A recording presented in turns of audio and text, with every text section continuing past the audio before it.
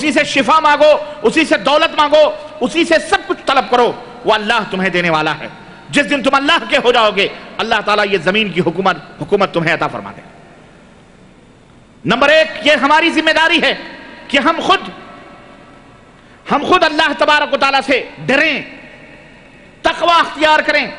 ایمان لانے کے بعد میں، اللہ رب العزت کے اوپر ایمان لانے کے بعد میں دوسری ذمہ داری یہ ہے کہ ہم تقوی اختیار کریں۔ تقوی سمجھتے ہو کس کو کہتے ہیں؟ تقوی کا مطلب یہ نہیں ہے کہ کسی مسجد کے کونے میں کھڑے ہو کے کانپتے رہو کہ اللہ تعالیٰ ہم تجھ سے ڈرتے ہیں، اور بعد میں مسجد سے نکلنے کے حرام اور حلال کی تمیز کیے ہوئے سب کچھ اناپ شناپ کھاتے جاؤ، جمع کرتے جاؤ۔ تقوی کا مطلب یہ نہیں۔ تقوی کا معنی یہ ہے بچنا، پرہیزگار بننا۔ متقی اردو زبان میں کہتے ہیں پرہیزگار کو، اور پرہیزگار کہتے ہیں پرہیز کرنے والے کو۔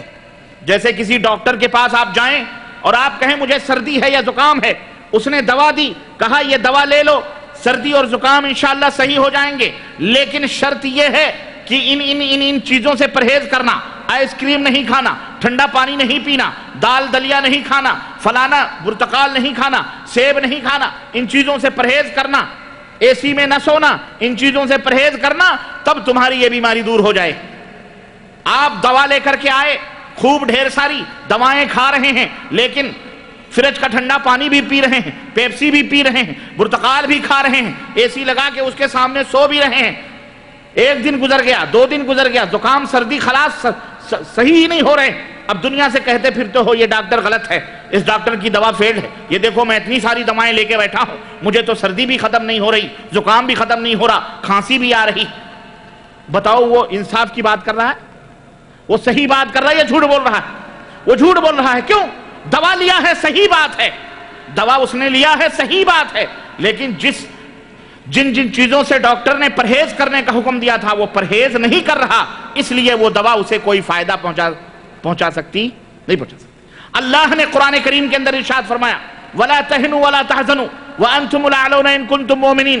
غم نہ کرو، فکر نہ کرو، تم ہی باعزت رہو گے، تم ہی غالب رہو گے، تم ہی باعزت رہو گے، تم ہی غالب رہو گے، تم ہی حکمران رہو گے، تم ہی سرخرو رہو گے، بشرطے کہ تم مومن ہو۔ ان کنتم مومنین، بشرطے کہ تم مومن ہو، یعنی رب ذوالجلال نے فرمایا ایمان قبول کر لو، ایمان لے آؤ، ایمان کو سینوں میں بسا لو، پوری دنیا کے اندر غلبہ تمہارا رہے گا۔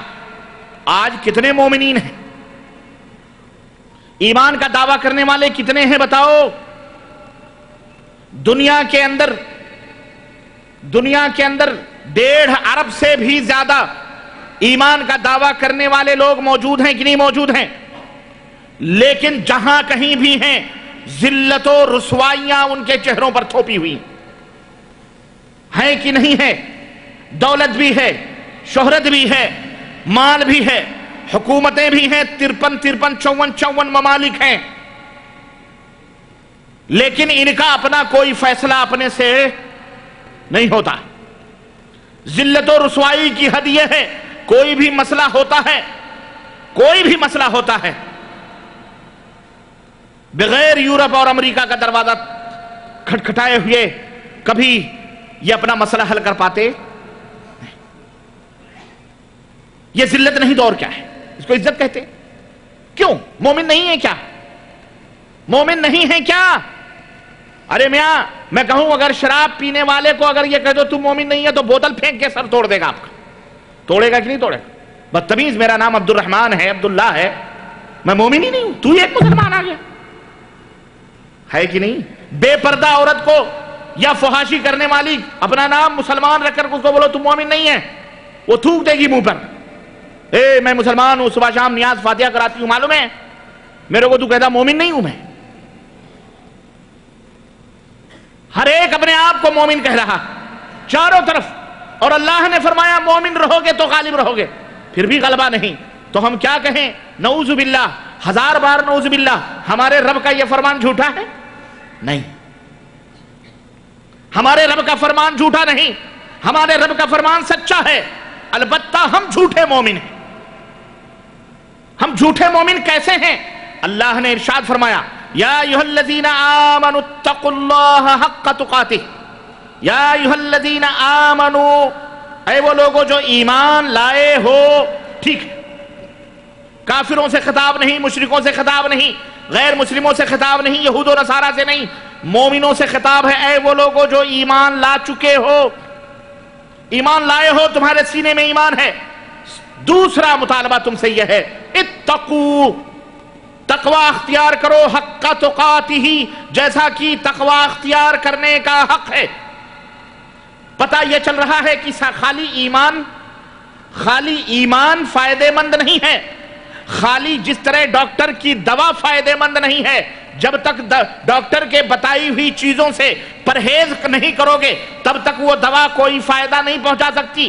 اسی طرح سے جب تک ایمان لانے کے بعد وہ پرہیزگاری نہیں اختیار کرو گے تب تک یہ ایمان کوئی فائدہ پہنچا سکتا. سمجھو اس بات کو سمجھو مسلمانوں. ہماری بربادی، ہماری ذلت و رسوائی اور ہماری بے غیرتی اور ہماری تمام خرابیوں کا واحد سبب یہ ہے کہ ہمارے دلوں سے تقوی ختم ہو چکا ہے. اور یہ تقوی کیا ہے؟ تقوی کیا ہے؟ یہ تقوی وہ پرہیزگاری ہے. مطلب اللہ نے فرمایا ایمان لائے ہو تو شرک سے بچو، ایمان لائے ہو کفر سے بچو، ایمان لائے ہو حرام چیزوں سے بچو، ایمان لائے ہو بدعات سے بچو، ایمان لائے ہو اللہ کی تمام، رسول کی تمام منع کی ہوئی چیزوں سے پرہیز کرو. ایمان کی حالت میں شرک نہ کرنا، ایمان کی حالت میں خرافات نہ کرنا، ایمان کی حالت میں جھوٹ نہ بولنا، ایمان لانے کے بعد میں سود نہ کھانا، ایمان لانے کے بعد میں زنا نہ کرنا، ایمان لانے کے بعد میں غیبت نہ کرنا، ایمان لانے کے بعد میں کسی کا مال نہ ہڑپ کرنا، ایمان لانے کے بعد میں ناجائز طور پر کسی کا قتل نہ کرنا، ایمان لانے کے بعد میں کسی بہو بیٹی کے، غیر کی بہو بیٹیوں کے اوپر نظر بد نہ اٹھانا.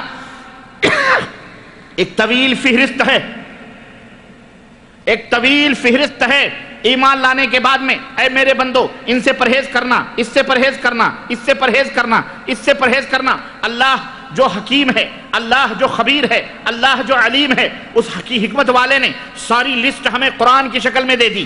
ساری باتیں ہمیں محمد الرسول اللہ صلی اللہ علیہ وسلم کی کے ذریعے سے ہم تک پہنچا دی ہے. وہ لسٹ ہمارے اندر موجود ہے کہ اے مومنوں، ان تمام سب برائیوں سے بچو گے تمہارا ایمان فائدے مند ہوگا. ارے ان برائیوں میں تم پڑو گے، جتنا تیزی کے ساتھ برائیوں میں جاؤ گے اتنی تیزی کے ساتھ تمہارا ایمان تمہارے سینے کے ساتھ نکلتا جائے گا، تمہارے دل سے مٹتا جائے گا، تمہارے دل سے مٹتا جائے گا. لیکن جتنا ہی تم پرہیز کرو گے تمہارا دل اتنا ہی آئینہ بنتا جائے گا.